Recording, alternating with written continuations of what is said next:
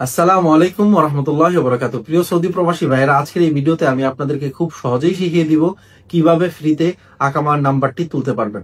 আমরা বাংলাদেশ থেকে যখন আসি, অনেক সময় কফিলের সাথে যোগাযোগ না থাকার কারণে আকামা নাম্বারটি আমরা পাই না, অথবা কফিল আকামা নাম্বারটি আমাদেরকে দেয় না, বা যে ট্রাভেল এজেন্সি বা যে এজেন্টের মাধ্যমে সৌদি আরবে এসেছি তারা আমাদেরকে আকামা নাম্বারটি দেয় না। তখন আমরা বিপদে পড়ে যাই। বিভিন্ন মক্তবের মাধ্যমে আমরা যখন আকামা নাম্বারটি তুলতে যাই, তখন আমাদের থেকে 1000 থেকে 1200 রিয়াল পর্যন্ত চার্জ করা হয় যদি 3 মাসের আগে নাম্বারটি উঠাই। 3 মাসের পরে যখন উঠাতে চাই, তখন আমাদের থেকে 2 থেকে 300 রিয়াল পর্যন্ত চার্জ করা হয়। এটা তারা ন্যায়ভাবেই নেয়, অন্যায়ভাবে নেয় না। সৌদি আরবের সিস্টেমটা এরকম হয়ে গেছে।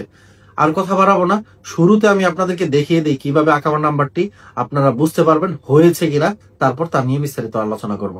প্রিয় দর্শক, সর্বপ্রথম আপনারা গুগলে প্রবেশ করবেন, তারপর লিখবেন কোয়ারি বর্ডার নাম্বার।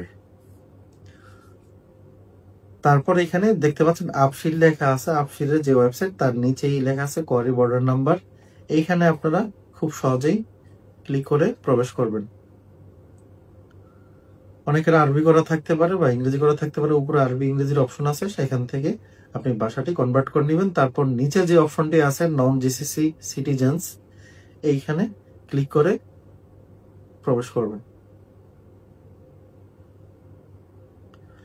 তারপর এখানে দুইটি জিনিস আছে, যে আপনার ভিসা নাম্বার এবং ভিসাটি কোন তারিখে ইস্যু করা হয়েছে, এই দুইটি জিনিস আপনাদেরকে প্রবেশ করাতে হবে।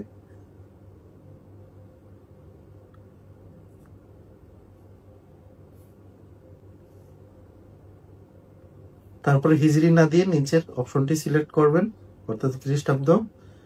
তারপর এখানে ভিসা আপনার কোন তারিখে ইস্যু করা হয়েছিল তা আপনাদের যে অকুপেশন থাকে তার উপরে যে রেফারেন্স ডেটটি আছে, এটি ভিসা ইস্যুর ডেট, এই তারিখটি আপনারা সিলেক্ট করবেন।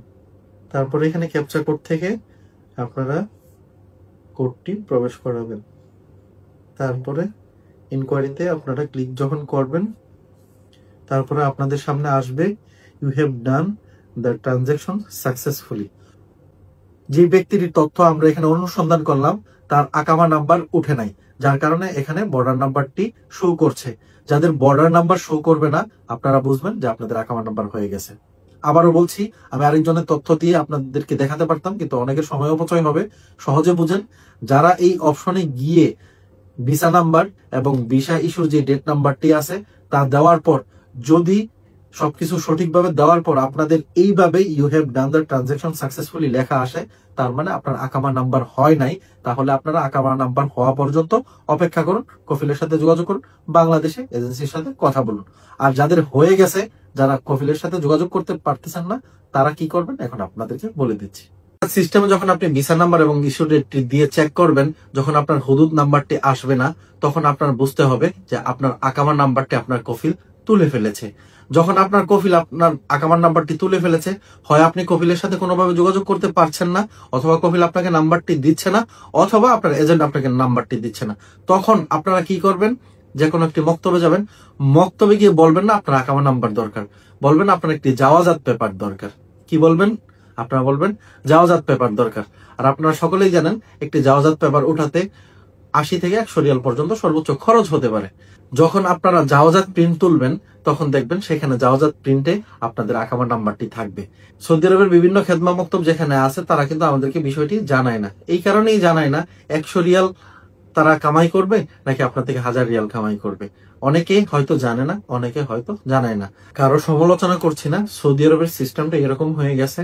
আমরা অনেকেই এই সহজ বিষয়গুলো না জানার কারণে অনেক সময় বিভ্রান্তিতে পড়ি, অনেক সময় আমরা সমস্যায় পড়ি।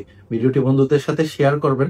সৌদি আরবে আসার পর নানান সময় যারাই আপনার আকামা নাম্বার পাবেন না, শুরুতে এইভাবে চেক করবেন যে আপনার আকামা নাম্বারটি ইস্যু করা হয়েছে কিনা। যদি বুঝতে পারেন আকামা নাম্বারটি ইস্যু করা হয়েছে, তখন আপনারা সর্বপ্রথম 50 থেকে 100 রিয়াল খরচ করে একটি জাওজাত পেপার উঠাবেন।